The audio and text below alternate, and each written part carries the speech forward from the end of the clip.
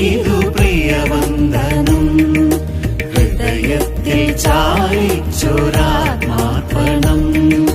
ഗുരുവന്ദനം ഇതു പ്രിയവന്ദനം.